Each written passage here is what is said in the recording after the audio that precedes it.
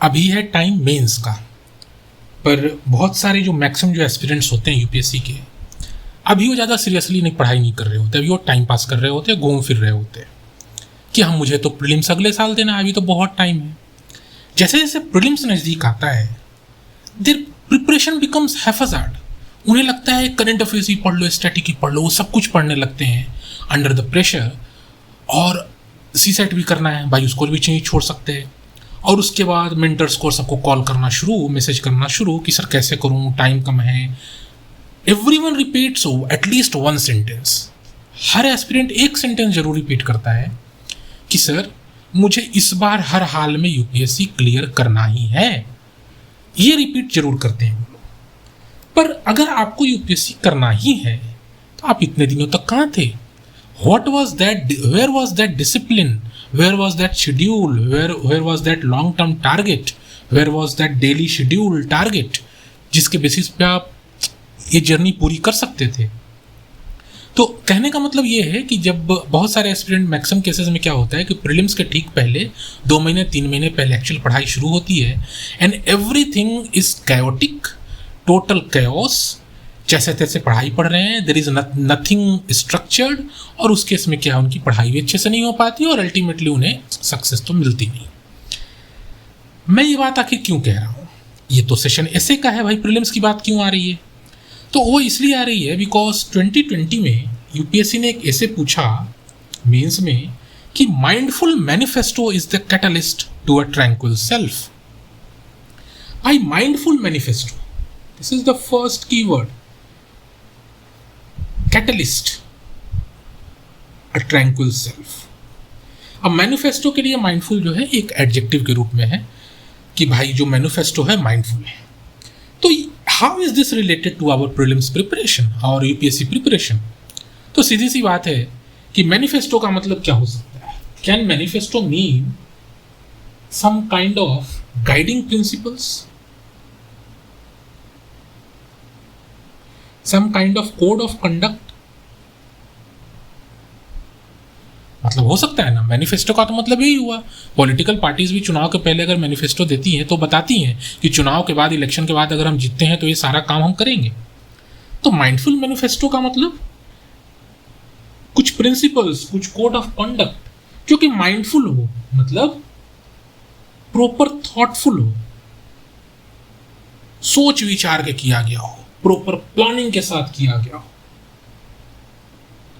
Impulsive ना हो, reactive ना हो, सोच समझ के, सोच विचार के, ठंडे दिमाग से किया गया हो। इज द कैटलिस्ट, मतलब समथिंग विच फैसिलिटेट्स, कि नहीं, कैटलिस्ट के रूप में काम करे, ऐसा एनर्जी के रूप में काम करे जो कि उस विजन को प्रमोट करे जिसके लिए ये मैनिफेस्टो बनाया गया है। Tranquil self means inner peace. Ultimate objective है कि नहीं? अल्टीमेट ऑब्जेक्टिव क्या है जिसके लिए, जो आप अचीव करना चाहते हैं, उसको अचीव करने के लिए if you have some principle, some code of conduct, और वो कोड ऑफ कंडक्ट अगर थॉटफुल और अच्छे प्लानिंग और सोच विचार के बनाया गया है तो obviously they will facilitate your achieving your ultimate objective, right? There should be emotional stability.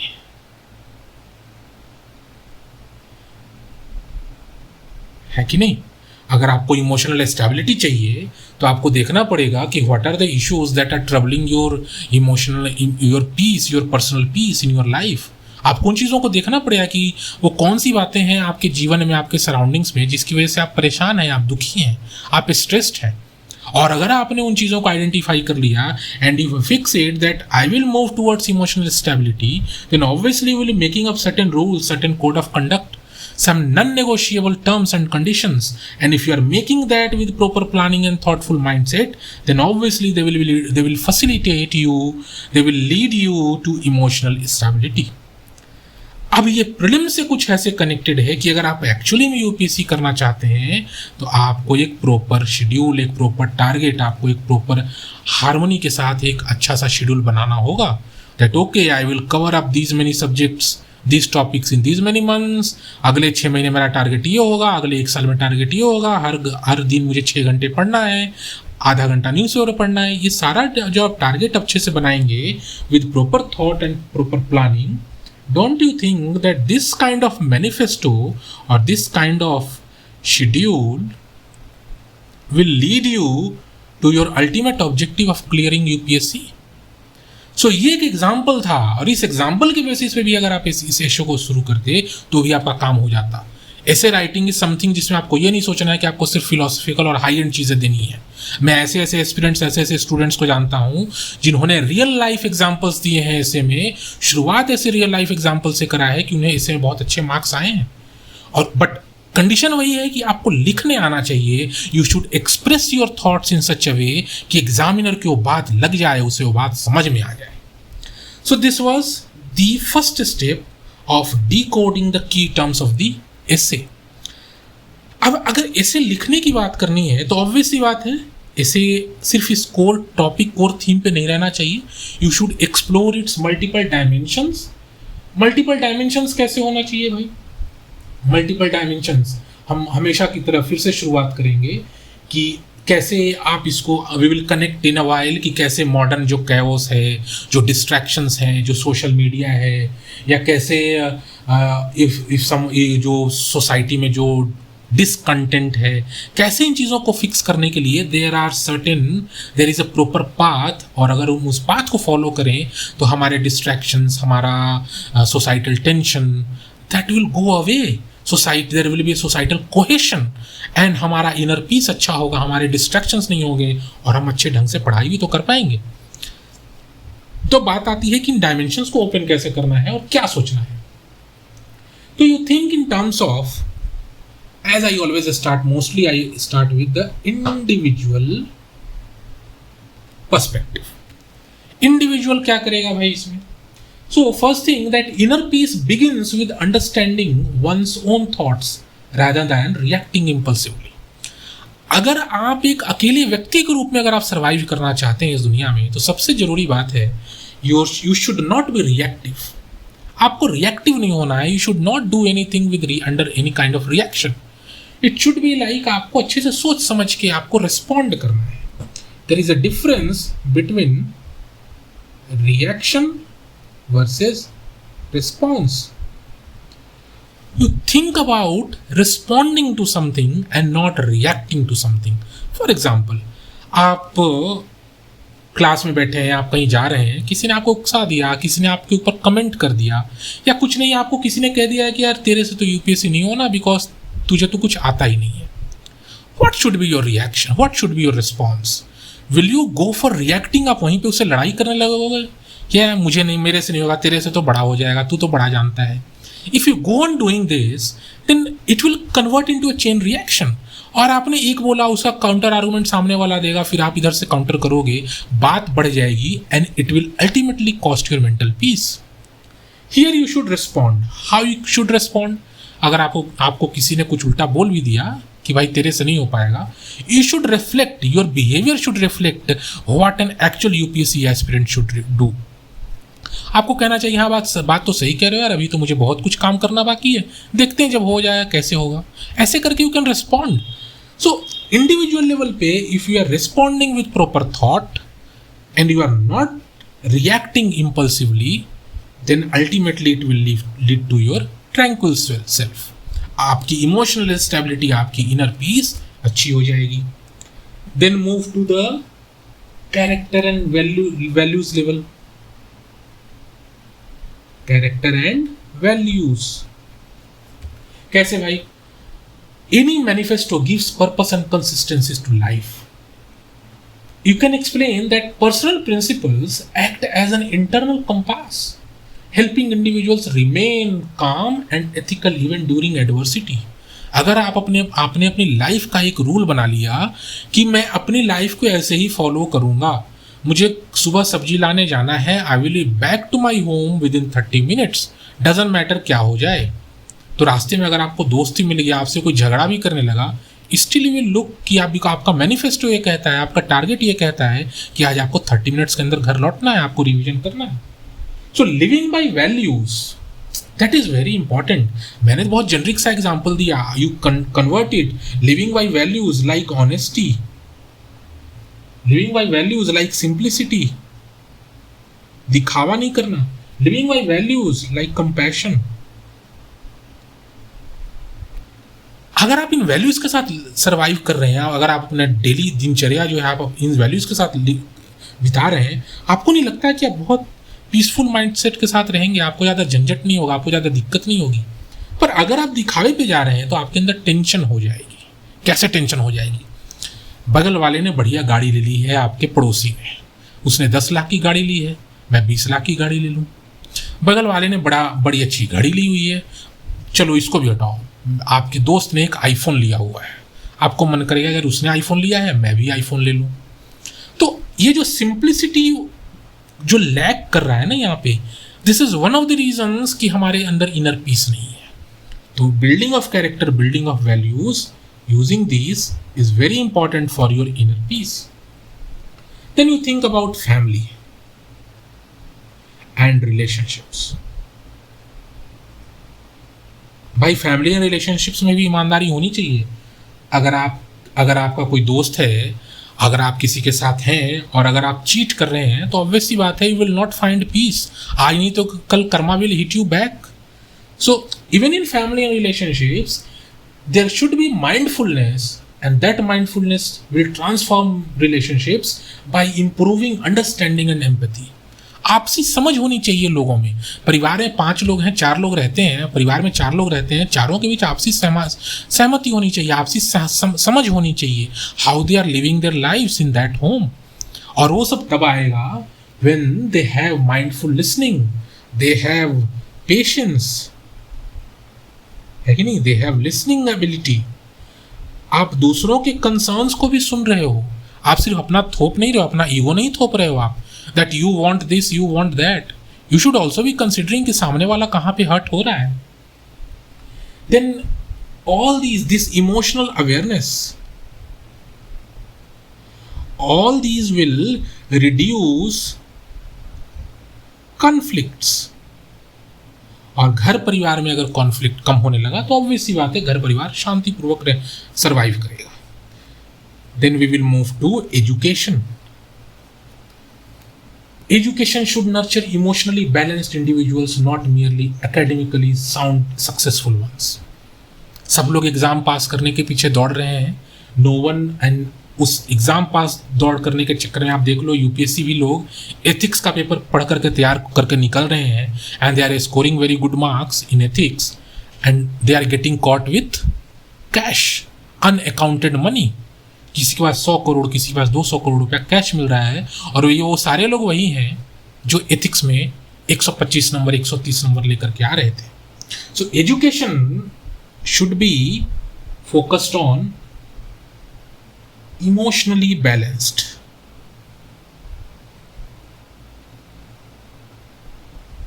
and ethical beings, not just academically successful ones. आप एग्जाम्पल दे सकते हैं. मैंने जो आपको एथिक्स का भी एग्जाम्पल दिया, आपको यूपीएससी का, सिविल सर्वेंट्स का, आपको एग्जाम्पल यहाँ पे दे सकते हैं, आपको बहुत अच्छे नंबर मिलेंगे. Then you think about workplace and leadership. Workplace and leadership. Leadership should be mindful. If the leader is mindful of his surroundings, of the life and of the conflicts or the issues being faced by his subordinates, then that leadership will create healthier organizations. आप एक ऐसे office में काम करते हैं जहाँ पे आपका बॉस है, रोज बस अपने बारे में सोचता है, वो रोज बस टारगेट्स के बारे में सोचता है, उसे इस बात से फ़र्क नहीं पड़ता कि आपका स्वास्थ्य कैसा है, आपकी तबीयत कैसी है, आपके घर परिवार वाले कैसे हैं. आप छुट्टी मांगो तो आप पे चिल्लाता है. That kind of leadership will not breed healthier organisations. So you should discuss how काम decision making should be calm. How empathy and how ethical leadership improve teamwork, है कि नहीं? टीमवर्क ही होना है. टीमवर्क होगा तभी ऑर्गेनाइजेशन इंप्रूव करेगा, grow करेगा. ऑर्गेनाइजेशन कल्चर जो है इंप्रूव करेगा.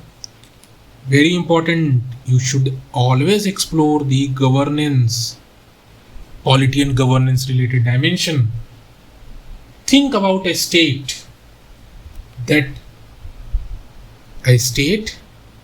that governs with wisdom and another state that governs with impulse.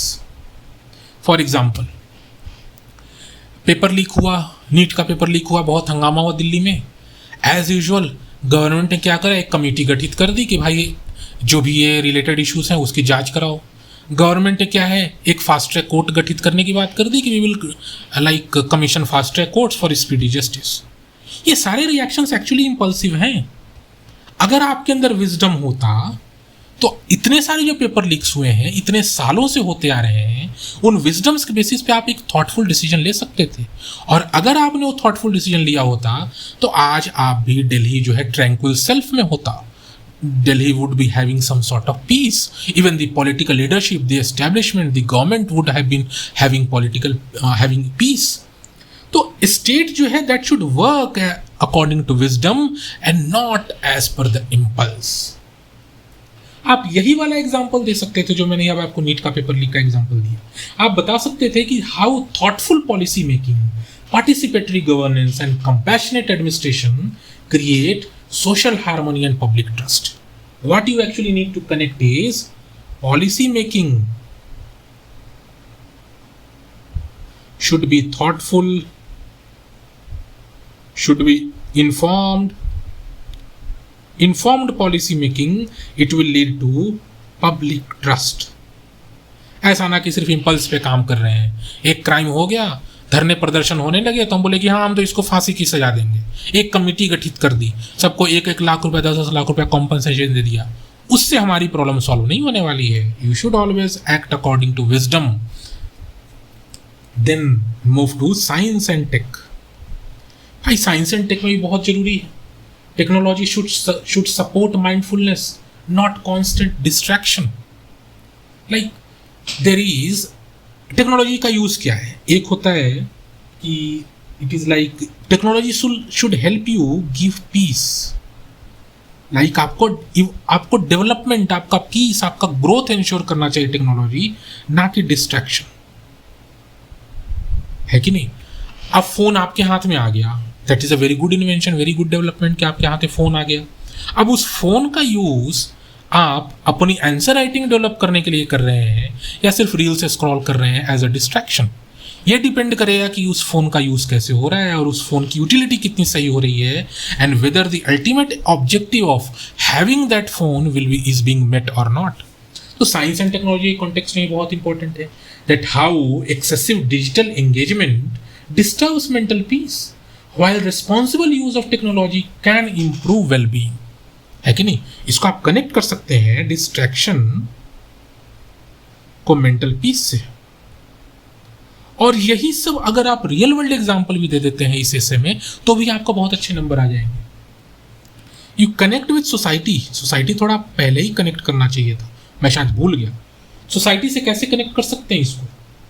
भाई peaceful society are built by peaceful individual से ही तो सोसाइटी बनता है भाई. सो अगर इंडिविजुअल्स आर पीसफुल हैं तो सोसाइटी में कोहेशन होगा. है कि नहीं. तो peaceful individuals will lead to cohesive society.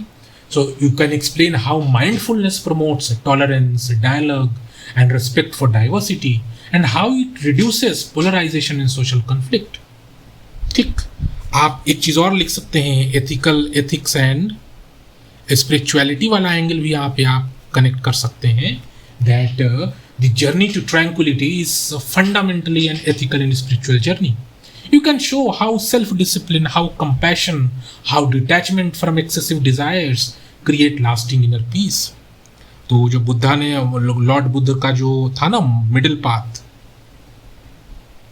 आप यहाँ पे उसको बहुत अच्छे से इलैबोरेट कर सकते हैं.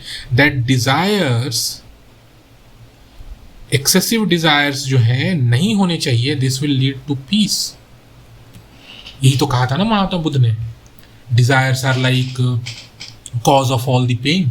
तो इस तरीके से you could have opened up multiple dimensions of this essay, और सब में कुछ ना कुछ आप छोटा छोटा एग्जाम्पल देते जाते, और एक पैराग्राफ पिक करना इंडिविजुअल पे, इंडिविजुअल का लिखा, उसके नीचे एग्जाम्पल दे दिया, कैरेक्टर वैल्यूज लिखा, उसके नीचे एग्जाम्पल दे दिया, सोसाइटी लिखा, उसके नीचे एग्जाम्पल दे दिया। ऐसे करते करते आप आगे बढ़ते गए तो the essay will flow from individual to character to family to society to education to workplace to governance to science to ethics.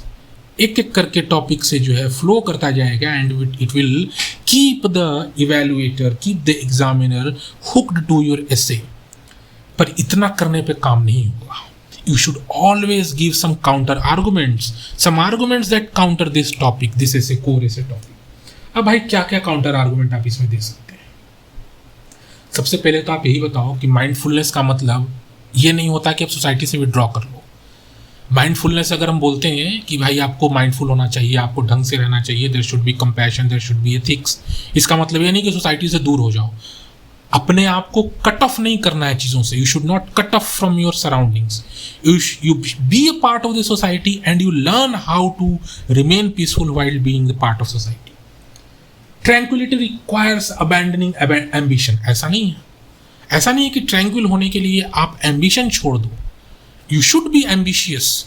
बहुत सारे लोग ऐसा आर्गुमेंट दे सकते हैं कि भाई अगर आपको ट्रैंक्विल होना है तो आपको संतुष्ट होना पड़ेगा। एक कोट भी है, संतोषम परम सुखम। आपको जो मिला उसी से संतुष्ट हो जाओ। वेरी गुड, संतुष्ट हो जाओ, बट एम्बिशन मत छोड़ो। You should always think of improving yourself because there is always a room of for improvement. उसी तरह inner peace can be achieved only through meditation और स्पिरिचुअलिटी।